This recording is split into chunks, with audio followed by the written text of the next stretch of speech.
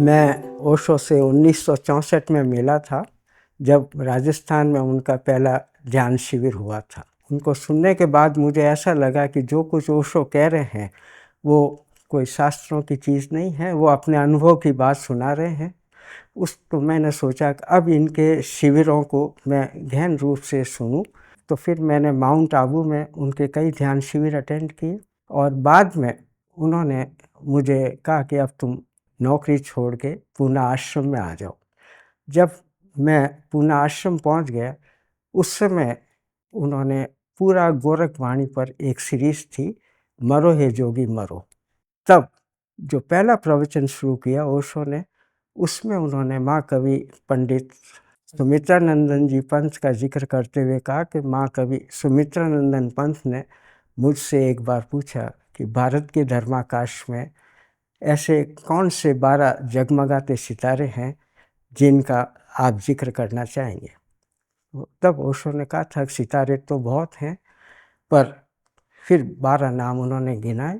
पर सुमित्रानंदन जी कहते गए कि अब इस लिस्ट को आप 7 पे ले आइए, 5 पे ले आइए, 4 पे ले आइए। फिर जब उन्होंने कहा कि अब इसे 3 पे लाएं, तो ओशो ने कह दिया अब ये मैं नहीं कर सकूँगा, अब तक तो वस्त्र उतारने जैसा था, अब ये अंग भंग हो जाएगा। तो जो पहले 4 नाम ओशो ने लिए, उसमें पतंजलि, गोरख, कृष्ण और बुद्ध। ओशो ने इस संबंध में ये भी बताया था कि इन सब की ओरिजिनल देन है कुछ देश के लिए और दुनिया के लिए। तो गोरख उसमें प्रमुख थे और फिर उन्होंने गोरखवाणी के प्रवचन शुरू किए थे। और ओशो ने जो बात पहले प्रवचन में कही, अंतिम प्रवचन तक वही बात दोहराते रहे थे। पहले प्रवचन का मुझे अभी भी याद है, उनके 7 प्रवचन हुए थे। उसमें उन्होंने शरीर शुद्धि, विचार शुद्धि और भाव शुद्धि के बारे में बताया था। फिर चौथा प्रवचन था विचार शून्यता, 5वां भाव शून्यता और छठा था शरीर शून्यता। ऐसे 6 प्रवचनों के बाद फिर समाधि पे था। इसी को कई कई रूपों में ओशो बार बार बोलते गए, पर हर बार ऐसा लगता था जैसे कोई नई चीज़ कह रहे हों। और आखिर में हमने यही महसूस किया कि ये सब अंतरंग शून्य से आती हुई आवाज़ है और बाकी सब किताबों की नकल करते हैं। आज भी ओशो की नकल कई करते हैं। ओशो से पूछा भी था इस बारे में, तो ओशो ने कहा हमेशा असल की नकल होती आई, कोई नई बात नहीं है। ओशो ने इस बारे में कहा था कि मेरे सामने जैसे लोग बैठे होते हैं, मैं उसी तरह बोलता हूँ, ये शून्य से ही हो रहा है। तो जो लोग मुझे बर्दाश्त कर सकते थे, तब तक मैंने सटीक बात कही। जब देखा कि अब जो आ रहे हैं गैदरिंग ऑडियंस, वो इतना नहीं कर पाएगी, और जब पश्चिम के लोग आए तब उन्होंने एकदम से ही अपना रवैया बदल दिया था। पर बात हमेशा ही वही कही थी, जो पहले प्रवचन में मैंने सुनी थी वही अंतिम प्रवचन तक थी। और हमें तो ऐसा लगा था कि उनके पास बैठना ही अपने आप में एक ध्यान है, सुनना तो सेकेंडरी था। ओशो ने कहा था कि जब भी कोई धर्मगुरु आते हैं और उनका जो पहला काम होता है वो उन्हें प्रचलित रूढ़ियों से हमेशा लोहा लेना होता है।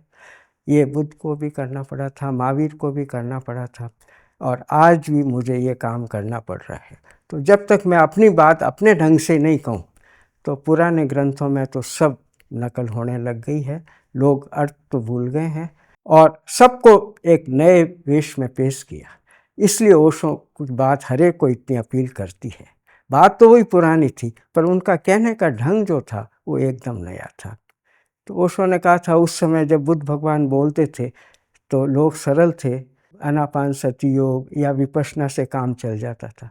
पर आज जिस तरह दुनिया में कंपटीशन चल रहा है, लोगों में भाग दौड़ है, तो ये ध्यान प्रभावी नहीं हो सकता। फिर उन्होंने नई ध्यान की विधियाँ दी, वो भी लोगों को इतनी अच्छी लगी, क्योंकि अंततः तो वो भी मौन में ही ले जाते थे, पर मौन में ले जाने के लिए आज के युग की जैसी ज़रूरत थी, और हर बुद्ध पुरुष ने, हर क्रांति पुरुष ने ऐसा ही किया, और इसीलिए हमें उनकी बात हमेशा नहीं लगती। Meditation the first and the last technique, ध्यान प्रथम और अंतिम मुक्ति।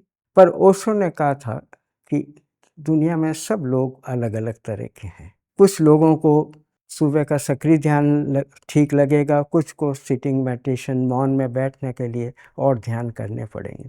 फिर पश्चिम के भी लोग आने लग गए थे, तो जैसे जैसे लोग आते गए उनके हिसाब से ओशो विधियाँ देते गए।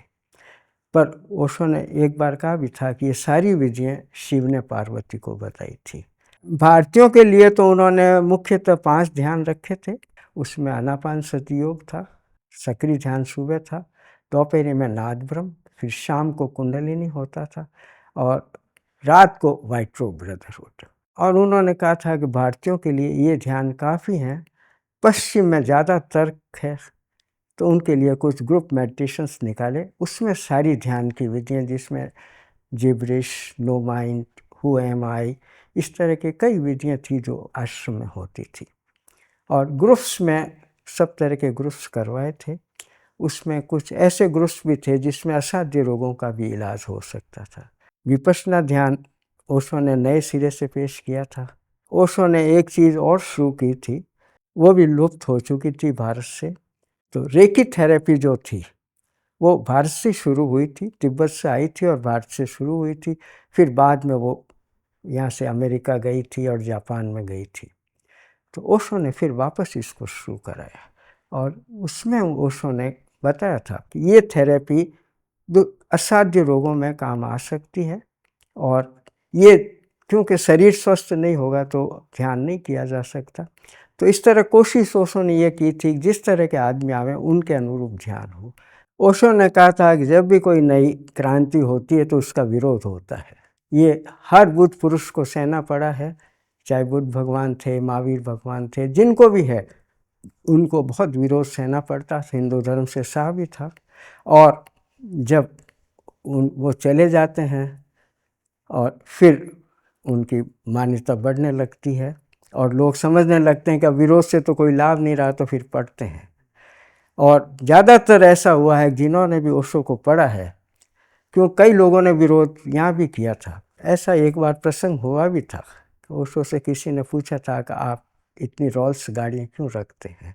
तब ओशो ने एक बार जिक्र किया था रामकृष्ण परमहंस का।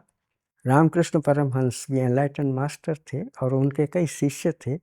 और गहरी वेदांत की चर्चा करते हुए अंदर जब शारदा खाना बनाती होती थी तो उनको जैसे खुशबू आती वो आ जाते और हाथ में रोटी ली, सब्जी ली और खाने लग जाते। तो शारदा ने कई बार कहा कि वहाँ आपके इतने विद्यार्थी इंतज़ार कर रहे हैं, वो क्या सोचेंगे। रामकृष्ण जी ने कहा कि जिस दिन मेरा भोजन के प्रति लगाव छूट जाए उसके 3 दिन बाद मैं शरीर छोड़ दूँगा। ये मेरे को शरीर में टिकने के लिए ज़रूरी है। और ऐसा ही हुआ। शारदा जब थाली लेके गई और उन्होंने मुंह फेर लिया तो शारदा समझ गई कि अब 3 दिन से ज़्यादा नहीं रहेंगे। तो ओशो ने कहा था मुझे भी अपने शरीर में रहने के लिए कुछ टॉय चाहिए और ये मेरे लिए टॉयस हैं। तो कई चीज़ें ऐसी मार्मिक होती जो लोग नहीं समझ सकते, पर हर चीज़ जो भी होती थी दूसरा अमेरिका को बताना चाहते थे कि समृद्धि बहुत मामूली चीज़ है, इसके पीछे इतने मत भागो, समृद्धि तो कोई भी आदमी ले सकता है, इसमें क्या बड़ी बात है। ये भी एक उपदेश था।